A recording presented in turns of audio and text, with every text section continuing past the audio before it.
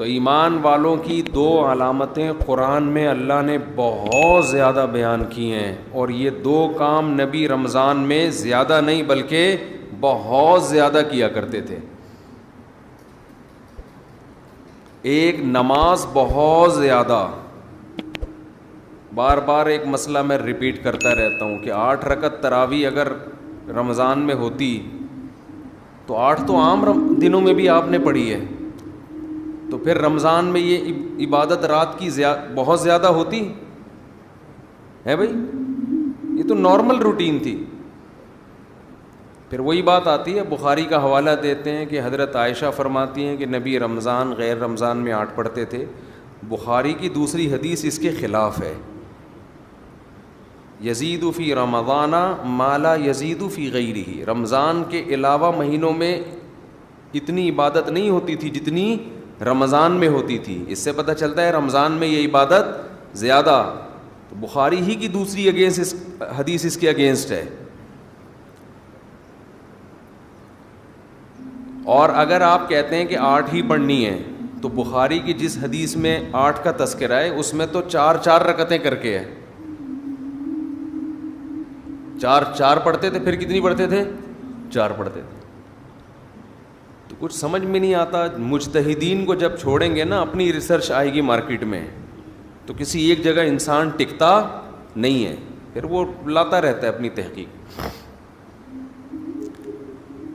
تو رمضان میں ایک کام عبادت، جیسے ہم تراویح پڑھتے ہیں تو عام دنوں سے کئی گنا زیادہ نماز کی تعداد ہو جاتی ہے۔ تو نبی نے 4 کام تو کیے لیکن 2 کو بہت زیادہ فوکس کیا ہے۔ ایک نماز کی بہت زیادہ کثرت، تو رمضان میں جتنا ٹائم آپ کے پاس رہ گیا ہے نماز کی مقدار، بولو بھائی بڑھا دیں، اور یہ عزم کر لیں پورے سال انشاءاللہ نماز کی پابندی کرنی ہے۔ جرمانہ رکھیں اپنے اوپر، جب تک انسان اپنے آپ کو سزا نہیں دیتے نا، انسان کا بچہ بنتا نہیں ہے۔ دنیا میں کوئی بھی نہیں انسان کا بچہ بنتا شرافت سے، یہ دور شر اور آفت کا ہے، شرافت کا نہیں ہے۔ خود سزا دے اپنے آپ کو۔ فجر کی نماز جس دن رہ جائے اس دن ناشتہ گول، ناشتہ نہیں کرنا اس دن۔ دوسرا کام جو بہت زیادہ نبی نے رمضان میں کیا ہے، حضرت عائشہ رضی اللہ تعالی عنہا فرماتی ہیں رمضان میں آپ صلی اللہ علیہ وسلم سخاوت کا دریا بن جایا کرتے تھے۔ قرآن بار بار ذکر کرتا ہے کہ ہمارے نیک بندے خرچ کرتے رہتے ہیں، اتنا ذکر کیا قرآن نے کہ صحابہ پوچھتے تھے کہاں خرچ کریں، غریب کیسے خرچ کرے، اتنی ترغیب دی، پورے باغ آ کے صحابہ نے صدقہ کر دیے۔ جہاں نماز کا ذکر وہیں اللہ نے صدقے کا ذکر کیا۔ ماہرین معیشت اگر یہ آیتیں دیکھیں تو وہ شاید یہ سوچیں کہ صدقے کا تذکرہ اللہ قرآن میں اس لیے ذکر کرتا ہے تاکہ دنیا سے غربت کا خاتمہ ہو جائے، اکنامکلی مسلمان قوم مضبوط ہو جائے۔ سمجھ لیں بھائی، یہی وجہ ہوگی نا، تاکہ سب دیں اور معیشت میں اعتدال پیدا ہو جائے۔ یہ وجہ دوسرے نمبر پر ہے، اصل وجہ یہ نہیں ہے۔ سمجھ رہے ہو کہ نہیں سمجھ رہے؟ یہ اصل وجہ بولو نہیں ہے۔ اصل وجہ یہ ہے کہ انسان اور بندے کا جو اللہ اور بندے کا جو تعلق ہے نا، اللہ چاہتے ہیں تم یہ ثابت کرو اپنے عمل سے کہ تمہارا مجھ پر ایمان ہے اور تمہیں یقین ہے کہ ایک دن تمہاری مجھ سے ملاقات ہونے والی ہے، اور تم دنیا کو مسافر خانہ سمجھتے ہو اور تم دنیا سے دل نہیں لگاتے ہو۔ اس کے لیے جب تک روکھڑا خرچ نہیں کرو گے مجھے یقین نہیں آئے گا۔ بہت مشکل ہے بات سمجھنا. اس کے لیے جب تک روکھڑا خرچ نہیں ہوگا, اللہ کہتے ہیں مجھے تمہارے دعووں پر یقین نہیں آئے گا. اس کی مثال دیتا ہوں میں. ایک کروڑ پتی تاجر آپ کے پاس آیا اور کہنے لگا کہ ایک پلاٹ بک رہا ہے, خرید لے, انویسٹ کر لے, پیسے نہیں ہیں ادھار لے کے ڈال دے. 1 کروڑ کا لے گا, میں تجھے قسم اٹھا کے کہتا ہوں 1 مہینے میں 30-40 لاکھ اس کی قیمت بڑھ جائے گی. پھر نہ بولنا کہ سودا ہاتھ سے نکل گیا. اس کی جگہ جب میں ہوں گا تو میں اسے مشورہ دوں گا, اگر تجھے اتنا ہی یقین ہے کہ یہ 1 مہینے میں 1 کروڑ سے 1 کروڑ 50 لاکھ کا ہو جائے گا تو اپنے پیسے لگا دے. کیا خیال ہے بھائی؟ اب وہ جواب میں این آ چوں چاں چیں چوں کرنے لگے, اس کا مطلب اس کو یقین بولو نہیں ہے. اس کو کسی نے یہ پلاٹ آپ کو پہنانے کا حکم دیا ہے, اس کا کمیشن ہے کہ یار اس کو پہنا دے, یہ سبزی والے بھی اس سے پیسے لے کے بھاگے ہوئے اور پتہ نہیں کون کون یہ خرید لے گا. جس کو یقین ہوتا ہے وہ اپنا سودا جانے دیتا ہے. بعض لوگ کیا کرتے ہیں کہ ہم اسٹیٹ ایجنٹ کو پیسے دیں گے کہ پلاٹ خریدو اور بیچو, تو دے دیں, بہت اچھی بات ہے. لیکن عام طور پہ اسٹیٹ ایجنٹ کیا کرتے ہیں, اور بہت صحیح کرتے ہیں وہ, کیونکہ ان کی جگہ آپ ہوتے تو آپ بھی یہی کر رہے ہوتے.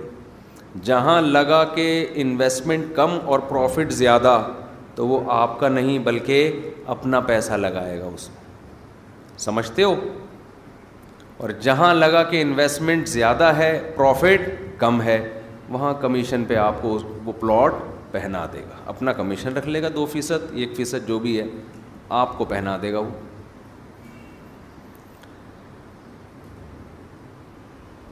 سارے نہیں ہوتے لیکن ہم اکثر ایسا ہی ہو رہا ہوتا ہے. جب آپ خود اس کی جگہ ہوتے تو یہی کر رہے ہوتے, تو پھر خود سوچ لو, پھر اس میں کون سی ایسی گھبرانے کی بات ہے. وہ کیوں لگائے گا آپ کے پیسے؟ جہاں انسان کو یقین ہوتا ہے کہ یہ مجھے ملنے والا ہے 100% پروفٹ, وہاں کس کا پیسہ لگاتا ہے؟ اپنا. اور جہاں خطرہ ہوتا ہے وہاں کس کا لگاتا ہے؟ دوسروں سے پیسے لے کے لگاتا ہے. سر ایک بڑا اچھا پروجیکٹ آیا ہوا ہے, بہت بہترین پروجیکٹ ہے, آپ لگا لیں اس میں پیسہ. تو اللہ تعالیٰ یہ دیکھنے کے لیے کہ یہ مجھ پہ یقین رکھتے ہیں کہ نہیں رکھتے ہیں, یہ مجھے رزاق جو کہتے ہیں کہ میں روزی دیتا ہوں, یہ خالی پیلی کے نعرے ہیں, ہوائی باتیں ہیں, یا یہ مانتے ہیں کہ رزق کس کے ہاتھ میں ہے؟ میرے ہاتھ میں. ان کو یقین ہے کہ ایک دن قیامت قائم ہوگی جس دن اپنے گناہوں کے بوجھ تلے یہ دبے ہوئے ہوں گے, اور اس دن ان کو پتہ ہے کہ اگر انہوں نے صدقہ خیرات کیا ہوگا تو اللہ کا غضب اس صدقے کی برکت سے ٹھنڈا ہوگا. ان کو اگر یقین ہے تو یہ پیسہ خرچ کیوں نہیں کرتے؟ سمجھ میں آ رہی ہے بات کہ نہیں آ رہی ہے؟ اور خرچ کا مطلب ٹرائی کرنے کے لیے خرچ کیا جاتا ہے. دیکھو, جس بزنس میں پروفٹ کا آپ کو یقین نہ ہو, امکان ہو, انویسٹمنٹ وہاں بھی کر دیتے ہو, مگر بڑی انویسٹمنٹ بولو نہیں کرتے. ٹرائی یار, ایک فائل لے کے ڈال دے یار, ایک فائل لے کے اسٹیٹ ایجنٹ کو کیا بولتے ہو یار, سب لوگ خریدنے, ہماری بھی ایک لے کے ڈال دے فائل. اتنے پیسے ہیں میرے پاس, 10 لاکھ 15 لاکھ 20 لاکھ 30 لاکھ. کچی آبادی میں بھی لوگ پلاٹ لے لیتے ہیں. سوچو 10 20 لاکھ کے انویسٹمنٹ تو کچی آبادی میں کر رہے ہیں. کبھی اللہ کے لیے 10-15 لاکھ کی انویسٹمنٹ کی کسی نے؟ نہیں آئی کھوپڑی میں بات ہے.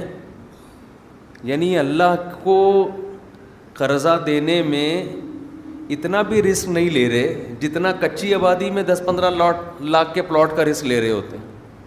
اس کا مطلب اتنا اللہ کے پاس جب انویسٹمنٹ کرتے ہیں نا, تو 20 روپے دے دیے اس کو وائپر والے کو جو آپ کا گاڑی کا شیشہ صاف کر رہا ہے. حاتم طائی کی قبر پہ لات مار دی. اللہ کے لیے جب انویسٹمنٹ کر رہے ہوتے ہیں تو گھر میں جو راشن آ رہے ہیں, انڈے پراٹھے بیوی کو جو کھلا رہے ہیں, اسی میں نیت کر لی صدقے کی. ٹھیک ہے وہ بھی صدقہ ہے, لیکن وہ تو آپ کو دینا ہے, وہ تو نو کا آپشن ہی نہیں ہے آپ کے پاس.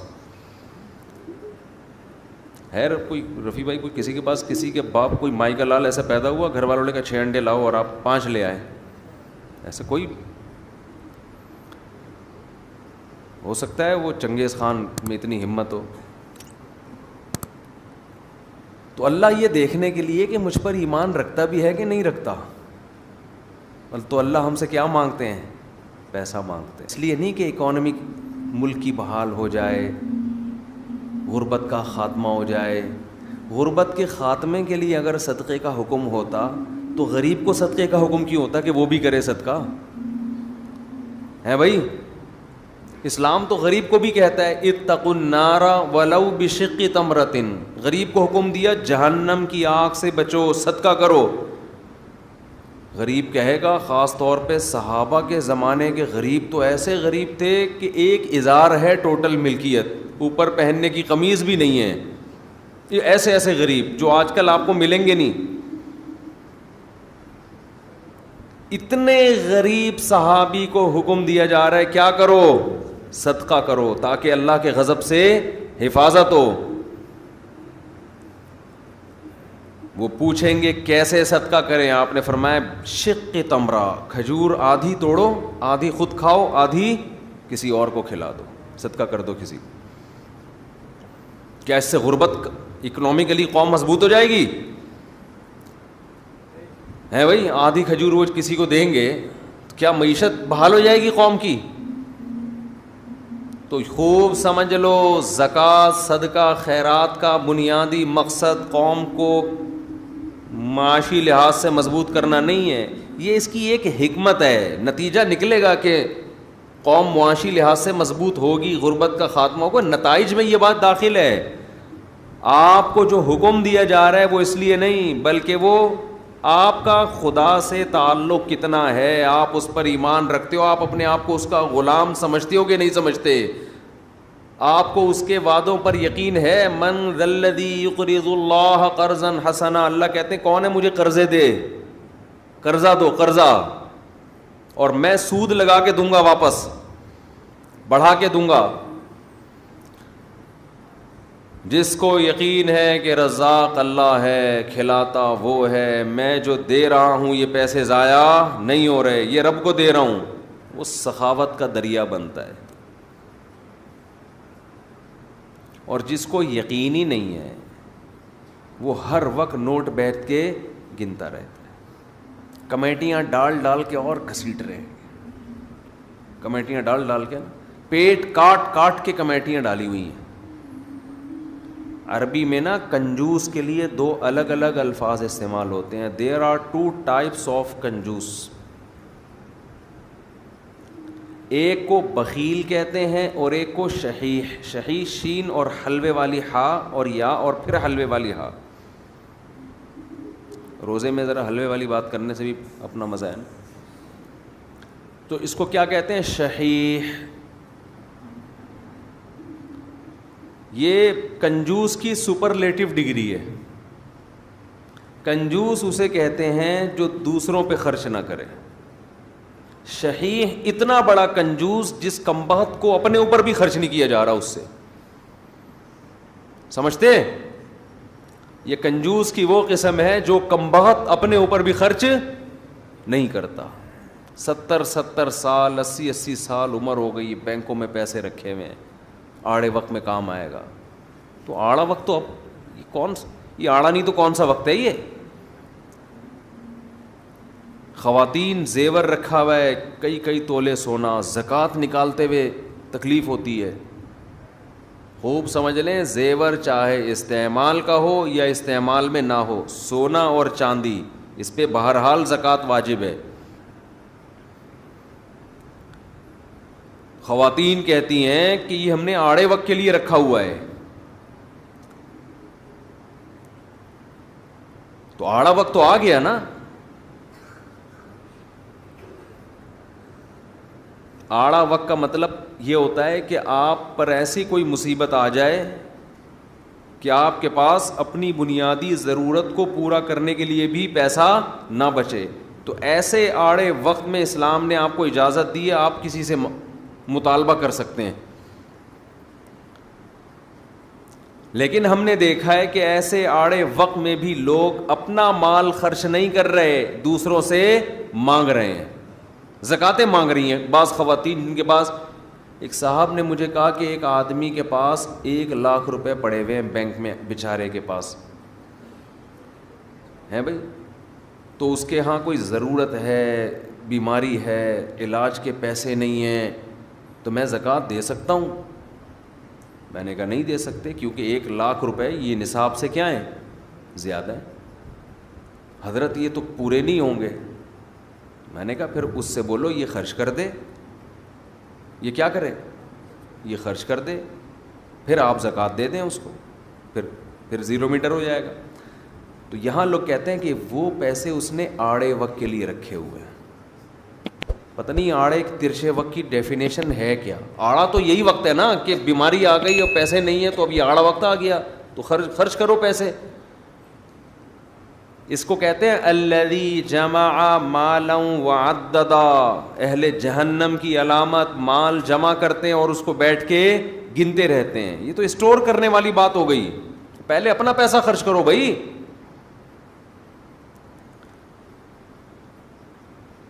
تو اللہ نے جو ہمیں مال خرچ کرنے کا حکم دیا وہ اللہ اور بندے کے تعلق کی وجہ سے. دیکھو جب آپ کو کسی سے محبت ہوتی ہے تو محبوب پر پیسہ اس کی ضرورت کی وجہ سے خرچ نہیں کیا جاتا, بلکہ اپنا اور محبوب کا تعلق ثابت کرنے کے لیے اس کے ثبوت کے طور پہ پیسہ خرچ کیا جاتا ہے. آپ کی شادی ہو گئی کسی مالدار گھرانے میں, لڑکی بڑی لینڈ لارڈ, مہر کی بات ہوئی, آپ نے کہا 10,000 ڈال دو ایک شریح بس وہ پوری کرنے کے لیے. منہ دکھائی پہ کیا دیں گے؟ آپ نے کہا دعائیں اور سلام پیش کروں گا آپ کی خدمت میں, دعائیں لے کر آؤں گا. ولیمے میں کیا کریں گے؟ ولیمے کی کیا ضرورت ہے؟ ڈیفینس میں سب کھاتے پیتے لوگ ہیں بھائی, سب کیا ہیں؟ کھاتے پیتے لوگ ہیں. سالے بھی جو آپ کے ہوں گے سارے کھاتے پیتے ہیں, روزانہ کھاتے پیتے ہیں ماشاء اللہ. تو میں کیا ولیمہ بھائی؟ گفٹ میں کیا دو گے بیگم کو؟ گفٹ کی ضرورت کیا ہے؟ کروڑ پتی باپ کی بیٹی ہے بھائی, کروڑ پتی باپ کی بیٹی ہے, سب کچھ اللہ کا دیا ہے, تو گفٹ کا کیا کرنا ہے؟ وہ رشتہ دے دیں گے؟ بولو نا. بولیں گے تو کیا کرنے آیا ہے, تو کیسے ثابت کرے گا کہ تجھے بھی محبت ہے بھائی؟ ہمیں ضرورت نہیں ہے, لیکن ہمیں اس پیسوں کی ہمیں ضرورت نہیں ہے, لیکن ہمیں اس بات کی ضرورت ہے کہ تو یہ ثابت کر کہ تو اس شادی پہ خوش ہے اور تو محبت کرتا ہے, تو عزت دیتا ہے رشتہ داروں کو, سسرالیوں کو.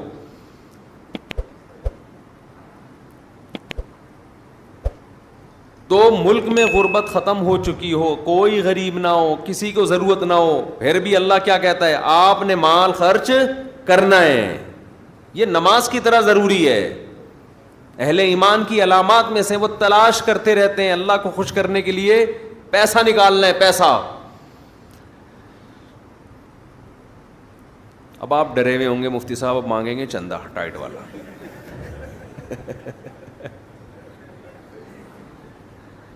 آج کمیٹی نے مفتی صاحب کے ذمے لگایا ہوگا کہ دبا کے کیا کرنا ہے, تو سب سے پہلے آپ نے گھبرانا نہیں.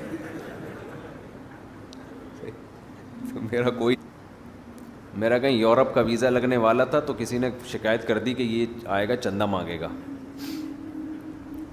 تو جو بلانے والے تھے وہ پیچھے اڑ گئے. تو میں نے ان سے کہا کہ میں قطعاً نہ میرا یورپ میں آگے چندہ مانگنے کا ارادہ تھا اور آپ کے خرچے پہ آنے کا ارادہ بھی نہیں تھا. تو آپ سے تو رابطہ کیا, ویزا لگ جائے گا تو ہم اپنے خرچے پہ جائیں گے. تو پتہ نہیں مولویوں کا کیا امیج لوگوں نے دماغ میں بٹھا لیا ہے.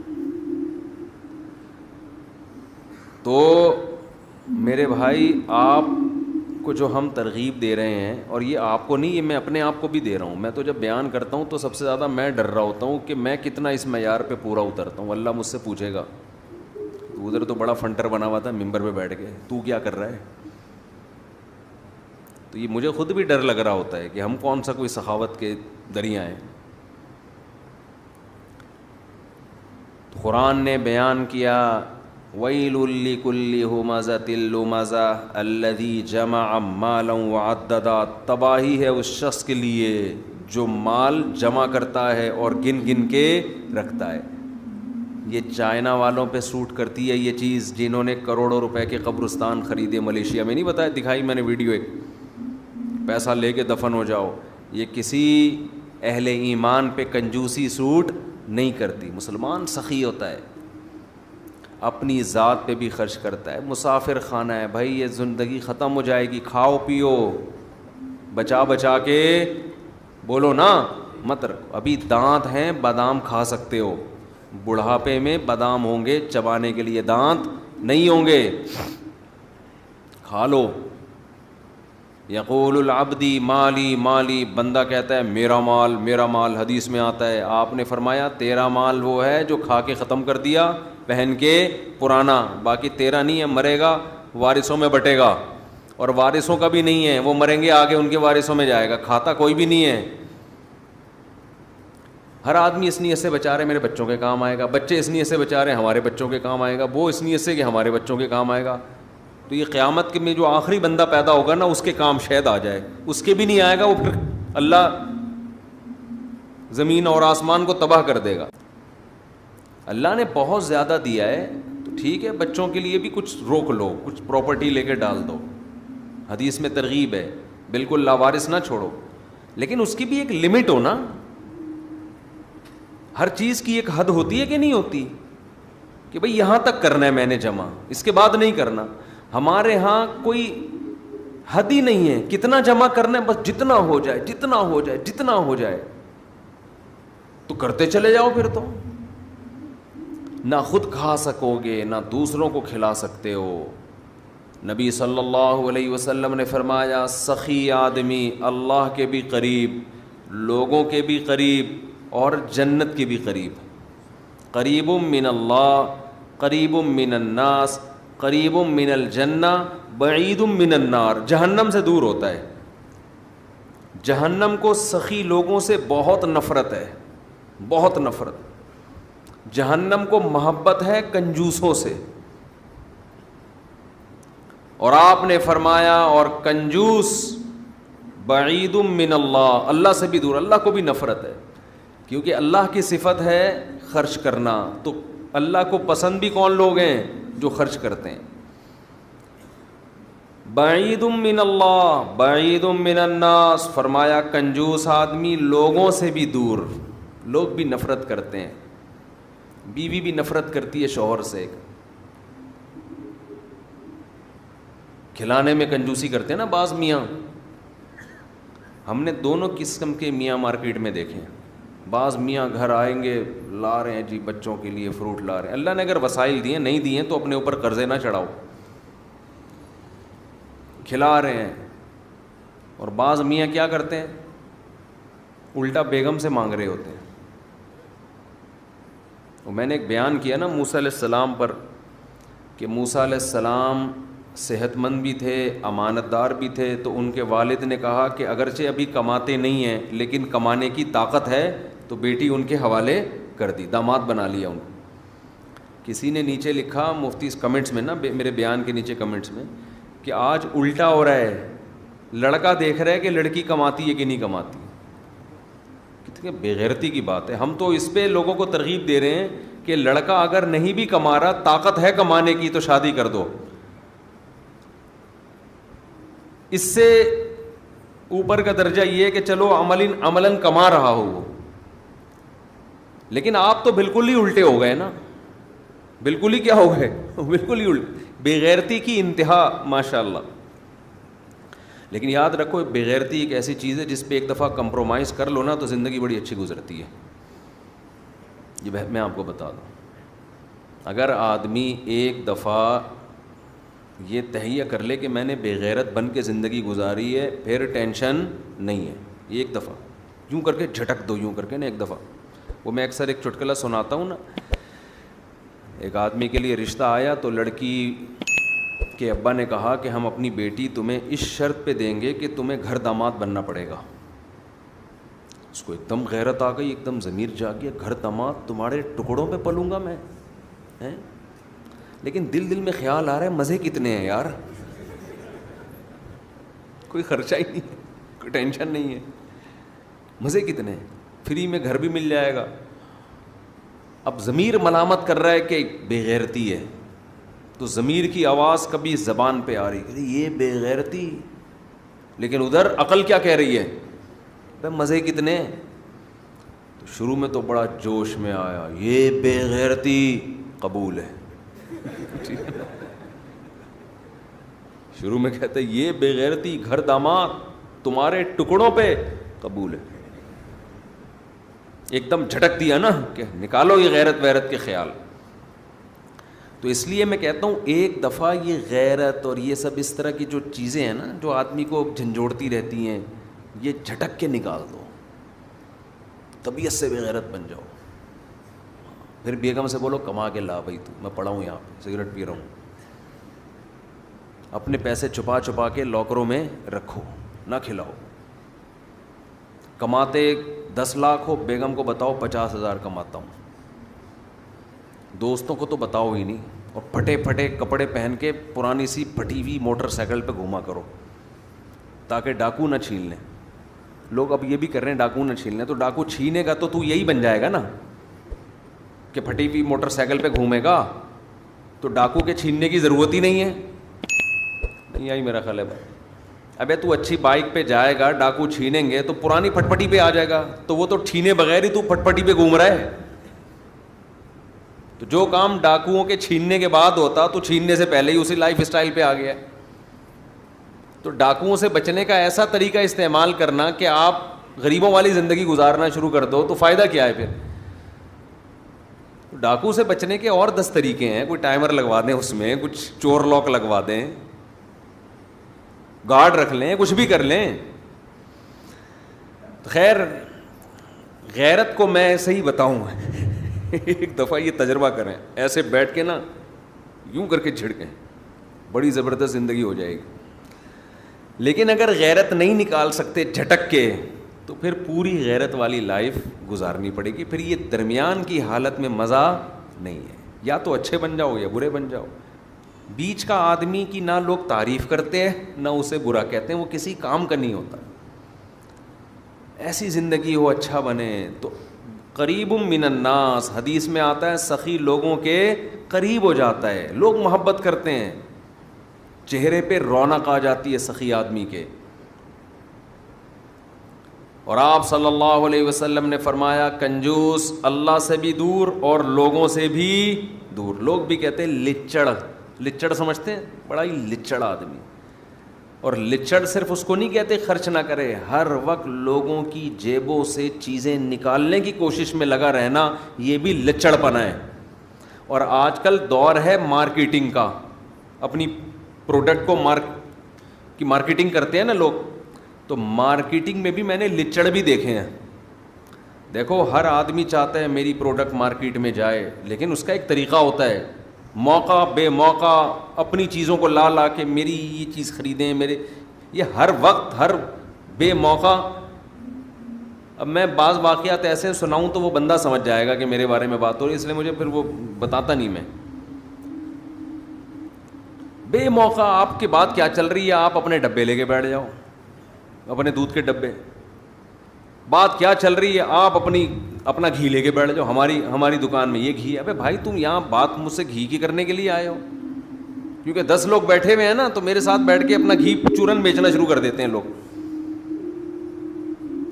بھائی مجھ سے کوئی ملنے آیا, فار ایگزامپل اس کا گھی ہے بہت اچھا, ایک مثال دے رہا ہوں, اب ان کو پتہ ہے مفتی صاحب کے ساتھ 20 آدمی اور بیٹھے ہوئے ہیں, تو اپنا گھی مجھے تعارف کروانا شروع. وہ مقصد ہوتا ہے بندوں کو گھی پہنانا. یہ غیر اخلاقی حرکت ہے, موقع نہیں ہے. یہ مارکیٹنگ کرنے والے آدمیوں کو دیکھیں نا, ایسے الفاظ رٹ کے آئے ہوئے ہوتے ہیں, مجھے وہ گدھا یاد آتا ہے.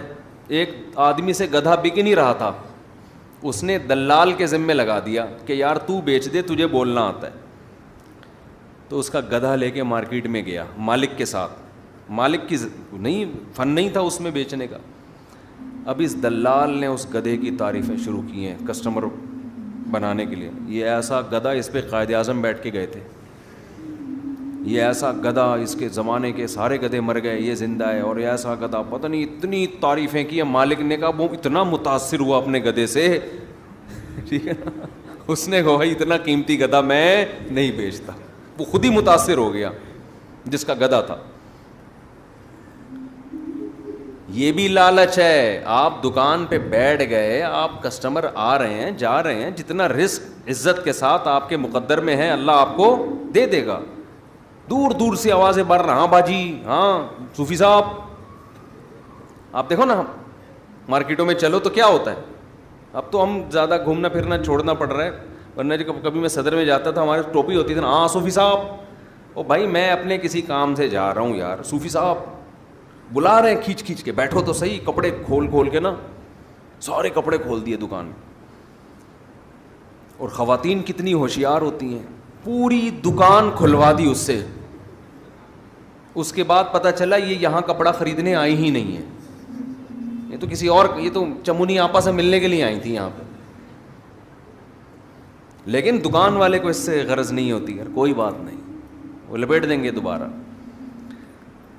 تو اللہ رزق دیتا ہے استغنا کے ساتھ. میں یہ نہیں کہہ رہا کہ اس بہت زیادہ مستغنی ہو جائیں, لیکن اتنا پیچھے سے آوازیں دے دینا اور اس کو اتنا پیچھے گھر تک چلے جانا, بھائی تو تیرے رزق مقدر میں ہے, اللہ تجھے یہاں عزت کے ساتھ دے دے گا. سعودی عرب میں جو عرب لوگ ہیں نا, ان میں کچھ خامیاں بھی ہیں, بہت ساری خوبیاں بھی ہیں. ایک بڑی خوبی عربوں میں استغنا. ہمارے حضرت فرمایا کرتے تھے, ہم جب سعودی عرب میں دکان میں کوئی چیز خریدنے جاتے ہیں نا, عربی سے بولو یہ کتنے کی, وہ بتاتا اتنے کی. دوبارہ پوچھو گے نا, بولے گا چلو. ان کی زبان سے نکلتا نہیں ہے نا چلو کا لفظ, تو پاکستانی کو دیکھ کے کہتے تھے چلو, ٹھیک ہے نکلو یہاں سے, لینے لو نہیں تو نکلو, اتنا ٹائم نہیں ہے. ہمارے ہاں آپ دیکھو, اس کے پاس لگتا ہے بہت ٹائم ہے, دکاندار کے پاس اتنا ٹائم ہے کہ اس کو اگر سجدہ بھی کرنا پڑا نا 1 گھنٹے کا کسٹمر کے سامنے, یہ کر لے گا. تو اللہ کو لالچی لوگ پسند بولو نہیں ہے. بارہا تجربہ ہوتا ہے, ہم کسی ضرورت مند کی مدد کر دو, ہمیں تو بہت تجربہ ہوتا ہے نا, کسی ضرورت مند کی مدد کی, وہ ایسا چپکتا ہے بھائی, ایسا چپکتا ہے کہ جان چھڑانا مشکل. وہ جب گزرے گا پیسے مانگنے کے لیے آئے گا, دروازے پہ آ کے بیٹھ جائے گا. ایک عجیب مصیبت, انسان سوچتا ہے ہم نے تو اس کو بھکاری بنا دیا, یہ تو ہماری غلطی ہے. پیسہ ایسی خطرناک چیز ہے, جب بغیر محنت کے ایک دفعہ منہ کو لگ جائے, یہ چرس اور ہیروئن سے زیادہ نفع ہے. لوگوں کو مفت بھیک دے دے کے بھکاری مت بناؤ. یہ جو اسلام نے آپ کو اتنا خرچ کرنے کی ترغیب دی ہے, اس کا مطلب یہ نہیں کہ نوٹ لے کے ایسے ہی لوگوں کو بانٹنا شروع کر دو. بھکاری مت بناؤ لوگوں کو. جہاں خیال پیدا ہونا کہ سامنے والے کے دل میں لالچ پیدا ہونا شروع, وہیں روک لو. اس کو بگاڑنا تھوڑی ہے ہم نے. خیر یہ ایک الگ موضوع ہے کہ خرچ کہاں کرنا ہے, یہ تو اس کی تو بڑی لمبی چوڑی تفصیل ہے. لیکن ذہن میں یہ بات بٹھا لیں کہ اللہ کو, اگر آپ اللہ پر آخرت پر ایمان رکھتے ہیں تو آپ کو خرچ کرنا نہیں بلکہ خرچ کرتے رہنا ہے. جیسے کھانا ایک دفعہ نہیں کھایا جاتا, ہمیشہ کھاتے رہتے ہیں موت تک. نماز ایک دفعہ نہیں پڑھی جاتی, موت تک انسان پڑھتا رہتا ہے. تو سخاوت کا بھی اسلام میں یہی اصول ہے, ایک آدھ دفعہ نہیں, کنٹینیو یہ کام کرتے رہنا ہے, کرتے کرتے مرنا ہے. وفی اموالہم حق للسائل والمحروم, اللہ کہتے ہیں ہمارے نیک بندوں کے مال میں سائل جو مستحق بھکاری ہیں, مستحق ہیں, ان کے لیے اور محروم لوگوں کے لیے حق ہے. وہ سمجھتے ہیں ہماری ذمہ داری ہے ان کو کھلانا. تو خوب خرچ کرو, ولا تخش من ذی العرش اقلال. حدیث میں آتا ہے حضرت بلال سے آپ نے فرمایا انفق یا بلال، اے بلال خرچ کر اللہ کے لیے، اور عرش والے سے فقر و فاقہ کا خوف مت کر، وہ دے گا تجھے دوبارہ. اور اپنے گھر والوں کو بھی ترغیب دینی چاہیے خرچ کرنے کی. آج ہمارے یہاں بعض دفعہ مرد تو خرچ کر رہے ہوتے ہیں، گھر میں عورتوں کو ترغیب نہیں دے رہے ہوتے. جب یہ نماز کی طرح ہے تو جیسے نماز مردوں پہ ہے عورتوں پہ بھی ہے نا، تو ہمارے نبی تو اپنی ازواج کو کہتے تھے خرچ کرو، حالانکہ گھر میں 40 دن چولہا نہیں جل رہا، لیکن ان سے کہہ رہے ہیں کہ کیا کرو، خرچ کرو. اور چولہا جلتا بھی اسی لیے نہیں تھا کہ جو نبی کے گھر میں آتا شام ہونے سے پہلے صدقہ ہو جاتا تھا. بچوں کو تربیت دیں خرچ کرنے کی. گلک بنا کے رکھے ہوئے ہیں، گلک جس میں بچے کیا کرتے ہیں جمع، ان کو یہ عادت خراب کرنے والی بات ہے. گلک کے بجائے صدقہ باکس بنا کے دیں، سمجھ رہے ہیں؟ اس پہ کیا لکھ دیں، گلک ہی بولتے ہیں نا، اس پہ لکھ دیں صدقہ باکس. اس میں جو پیسے جمع ہوں گے وہ کیا ہوں گے، صدقہ. بچپن سے بچہ جب جمع کرتا ہے اس میں مال کی محبت بڑھتی ہے. باپ کو چاہیے اس کو بتا دے بیٹا تمہارا باپ زندہ ہے، تمہیں جمع کرنے کی ضرورت. یار بول ہی نہیں رہے آپ لوگ، تو نہیں ہے بولنے میں کیا جا رہا ہے. جب بیٹا جمع کر رہا ہے نا جیب خرچی جوڑ کے، اس کو بولو بیٹا تمہارا باپ زندہ ہے، تمہیں جمع کرنے کی ضرورت نہیں. بلکہ اس سے بھی اوپر کی بات، اللہ رزاق ہے، تمہیں جمع کرنے کی ضرورت نہیں. وہ اللہ جمع کرتا رہتا ہے ہمارے لیے. ابھی تو قرآن کہتا ہے فَأَسْكَنَّاهُ فِي الْأَرْضِ، آسمان سے پانی برساتے ہیں، زمین میں جمع کر دیتے ہیں تمہارے لیے. تو اسٹوریج کا اللہ نے پہلے سے ہمارے لیے انتظام کیا ہوا ہے. پھل چھلکوں میں محفوظ ہو جاتے ہیں، انار کا چھلکا اندر سے انار کو سیو کر لیتا ہے. تو اللہ کی طرف سے جو جمع کرنے کا سسٹم ہے وہ کیا ہے ہمارے لیے، کافی ہے. اب بچہ کہے گا ابا پھر کھائیں گے کہاں سے، کمائیں گے کہاں سے، تو اس کو بتا دو بیٹا جو 2 ٹانگیں اور 2 پاؤں لے کر آئے ہو نا، یہ اس لیے تاکہ کنٹینیو کماتے رہو بیٹھ کے. کیا کرتے رہو، کماتے رہو بیٹھ کے. بارشیں بھی برستی رہیں گی اور نلکے میں پانی آ رہا ہے. وہ معین اختر نے کہا تھا، انور مقصود نے معین اختر سے پوچھا خیریت ہے، اس نے کہا الحمدللہ خیریت ہے، نلکے میں پانی بھی آ رہا ہے، پنکھا بھی چل رہا ہے، پیٹرول بھی گاڑی میں ڈل جاتا ہے. اس نے کہا یار پہلے پاکستانی ہو جو اتنی تعریفیں کر رہے ہو، سب کچھ صحیح ہو رہا ہے، رہتے کہاں؟ اس نے کہا دبئی میں رہتا ہوں. صحیح ہے نا؟ اس نے کہا کیا، دبئی میں رہتا. تو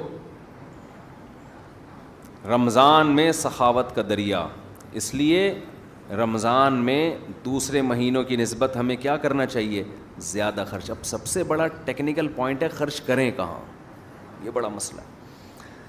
افطاریوں کے ڈبے بانٹ رہے ہوتے ہیں لوگ باہر کھڑے ہو کے، ثواب مل جائے گا اس میں. دیکھو آپ انویسٹمنٹ جب آپ کرتے ہو، آپ کو پتہ ہے یہ پلاٹ ایسا ہے 1 کروڑ کا خریدوں گا 2 کروڑ کا بکے گا، اور یہ پلاٹ ایسا ہے 1 کروڑ کا خریدوں گا 1 کروڑ 1 لاکھ کا بکے گا. تو کہاں انویسٹمنٹ کرو گے، جہاں ڈبل پروفٹ مل رہا ہے. ابھی آپ جو افطاری کے ڈبے لوگوں میں بانٹ رہے ہو، اس میں تو 99% لوگ غیر مستحق ہیں جو اپنے گھر میں سموسے پکوڑے کھا سکتے ہیں. تھوڑا سا لیٹ ہو گئے گھر پہنچنے میں، یہی ہو جائے گا نا، آدھے گھنٹے بعد افطاری کر لیں گے، راستے میں کھجور سے روزہ کھول لیں گے. تو مستحقین کو تلاش کر کے، میں کہتا ہوں ایک مستحق گھر، اس کی کفالت کر لینا یہ زیادہ ثواب ہے بنسبت آپ لاکھوں روپے ہوا میں ایسے اڑا رہے ہو. خرچ کرنے کا مقصد غربت کا خاتمہ نہیں ہے، بنیادی مقصد تو اللہ کی رضا ہے. لیکن اللہ کی رضا ہے اسی وقت جب آپ زیادہ سے زیادہ مستحق کو تلاش کر کے دیں گے. رضا اللہ کی اسی میں ہے. جان چھڑانے کے لیے خرچ کرتے ہیں جو کر بھی رہے ہیں نا، جان چھڑاؤ بس، یوں پکڑا دو بس، چھوڑو یار. عربوں کی عادت ہے نا سخاوت، اس کا کتنا ناجائز فائدہ اٹھاتے ہیں پاکستانی اور بنگلہ دیشی لوگ. ہم ناظم آباد میں رہا کرتے تھے, ایک بندہ کنٹینر بک کرا کے لایا ہے, ہم نے کہا کوئی بڑا تاجر ہے بھائی, دبئی سے کنٹینر آ رہا ہے, اس کا مال ہی مال, اس میں پتہ چلا حرم میں بھیک مانگی ہے اس کمبخت نے, بڑی بڑی بلڈنگیں بنا لی حرم میں بھیک مانگ کے. اب عرب کیا کرتے ہیں, میں نے وہاں دیکھا ہے, وہاں عرب عورتیں بھی طواف کر رہی ہیں, مرد بھی طواف کر رہے ہیں. اس کے بعد جب پاکستانی لوگ جن اوقات میں جاتے ہیں نا, وہاں اکثر پھر عرب نہیں ہوتے, جیسے حج کے سیزن میں. آپ کبھی ایسے موسم میں جائیں نا جس میں عرب زیادہ ہوتے ہیں, میں گیا ہوں, تو وہ کیا کر رہے ہوتے ہیں, بس باہر نکلتے ہوئے پاکستانی جو ہے نا گھننے بن کے یوں کر کے کھڑے ہو جائیں گے ان کے سامنے, ایسے مسکین کی صورت بنا کے دل چاہتا ہے لپٹ کے رونا شروع کر دو اس کے ساتھ. اس سے زیادہ غریب بیچارہ دنیا میں کوئی پیدا ہوا ہی نہیں. وہ ایسی صورت بناتے ہیں تو عربی لوگ, عربی عورتیں بھی, عربی مرد بھی, وہ کیا کر رہے ہوتے ہیں آ کے نا, وہ نوٹ ان کے تو ریال ماشاء اللہ, سخاوت بھی اللہ نے دی ہے, دل بھی بڑے دیے ہیں, پیسے بھی دیے ہیں, تو گڈی نکال کے, اچھا وہ پھونک مار کے نا جیب تھوڑی سی کھول کے رکھتے ہیں, میں نے دیکھا ہے ایسے گھننے بن کے نا یوں آ کے جھاڑو لے کے کھڑے ہو جائے گا یوں, تاکہ اور غریب لگے. پتہ نہیں جھاڑو بھی کہیں سے اٹھائی ہے, ادھار چل رہی ہوتی ہے جھاڑو, ایک ہی جھاڑو نا, آپ زیادہ تحقیق کریں, ہو سکتا ہے کمیشن پہ چل رہی ہو جھاڑو, وہ ریٹ لگ رہے ہوں اس کے, تو وہ جا رہے ہیں, وہ جیب میں پیسے ڈال کے نکل لیے, وہ تو کر رہے ہیں, اللہ ان کو اس کا اجر دے, لیکن یہ کوئی اچھی حرکت نہیں ہے, اس سے لوگ بھکاری بن رہے ہیں. آپ کو اللہ نے دیا ہے تو بھائی مستحق تلاش کرو آپ, لیکن مستحق تلاش کرنے میں تھوڑی محنت کرنی پڑتی ہے, اور محنت کرنے کے لیے پبلک تیار نہیں ہے. دیکھو ایک تو ہے رشتہ داروں پہ دینا, اس کے لیے تو مستحق ہونا ضروری نہیں ہے, رشتہ داروں پہ تو ویسے ہی خرچ کر لو. آج رشتہ داروں کی دعوتیں کی جاتی ہیں, ان کو کیش اماؤنٹ نہیں دیا جاتا. رشتہ داروں کو کیش اماؤنٹ دیا کرو. بس بات سمیٹ کے ختم کر رہا ہوں, کیا کیا کرو رشتہ داروں کو, بولو نا, کیش اماؤنٹ. سمجھتے ہو, لفافے میں نوٹ ڈالو, گوند لگا کے, الفی تو خیر نہیں لگتی اس پہ, گوند لگا کے بند کیا لفافہ, اس پہ لکھ دیا ہدیہ, اور بھائی کو پکڑا دیا جا کے, سب کے سامنے نہیں, چھپڑ میں لے جا کے کیا کر دیا کہ یار تو میرا بھائی ہے, یہ لے. ویسے تو کہتے رہتے تو میرا بھائی ہے, تو میری بہن ہے, تو میرا ماموں ہے, تو میرا چاچو ہے, تو وہ تو کیا ہو گیا اس میں, تو ساری دنیا کو پتہ ہے, اس کے ڈی این اے کراؤ, ماموں نکلے گا آپ کا. یہ ایسے تو ہم اللہ کو بھی کیا کہتے ہیں, وہ میرا اللہ ہے, میں اس کا بندہ ہوں, تو اللہ بھی نہیں مانتا ہی ہے. یہ ایسا ہی ہے جیسے آپ اپنی بیوی کو کہہ رہے ہو تو میری بیوی ہے, میں تیرا شوہر ہوں, کہہ رہے ٹھیک ہے بھائی, پھر واپسی پہ ایک درجن انڈے لیتے ہوئے آنا. پھر انڈے نہیں لے کے آؤں گا, چل بھائی آٹا لے کے آ, آٹا نہیں لے کر آؤں گا میں. اچھا مہر کی رقم دے دو, 20 سال ہو گئے شادی کو, نہیں مہر نہیں دوں گا. بچوں کی فیسیں دے دو, وہ بھی نہیں دوں گا. تو میری بیوی ہے, میں تیرا شوہر. وہ کہے کہ لعنت ایسے رشتے پر, کس کام کا میاں ہے تو. تو ہمارا بھی یہی مسئلہ ہے, تو میرا اللہ ہے, میں تیرا بندہ. اللہ کہتا ہے روکڑا نکالو, پیسہ نکالو, اگر میں اللہ ہوں, میں کہہ رہا ہوں پیسہ نکالو, میری خاطر خرچ کرو. آپ کہہ رہے ہیں اللہ تو میرا اللہ, میں تیرا بندہ. آپ کہہ رہے ہیں یہ میرا بھائی ہے, میں اس کا بھائی ہوں. تو اللہ کہہ رہے ہیں اگر یہ تمہارا بھائی ہے تو اس کے لیے تم نے کیا کیا ہے, خونی رشتہ ہے نا اس میں, اور عام آدمی میں فرق ہے. یہ بہن ہے تو خونی رشتہ ہے, تو کیا کیا, کہہ رہے ہیں یہ میری بہن ہے, میں اس کا بھائی ہوں, یہ کیا. بچپن میں اکٹھے پلے بڑے ہیں, تو وہ تو اکٹھے اس لیے کہ ایک گھر میں پیدا ہو گئے, تو مجبوری تھی, اور یہ تھوڑی کہ پیدا اس گھر میں ہوئے, وہ وہاں رہے گا, وہ اس گھر میں رہے گا. تم نے کیا کیا, تم نے کچھ بھی نہیں کیا. یہ ثابت کرنے کے لیے کہ میں کیا ہوں, بھائی ہوں یا کیا ہوں میں. روکھڑا خرچ کرو, روکھڑا. ایک واقعہ سنا کے بیان ختم کرتا ہوں. دیکھو یہ پیسے میں اللہ نے یہ طاقت دی ہے کہ لوگ کہتے ہیں نا دنیا کا ہر کام پیسے سے ہوتا ہے, کہتے ہیں نا, یہ صحیح کہتے ہیں. ہر کام کس سے ہوتا ہے, واقعی پیسے سے ہوتا ہے.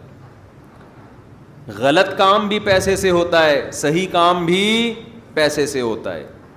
اللہ سے آپ کا معاملہ ٹوٹ گیا تو وہ بھی پیسے سے جڑ جائے گا. اللہ کو پیسے دے دو.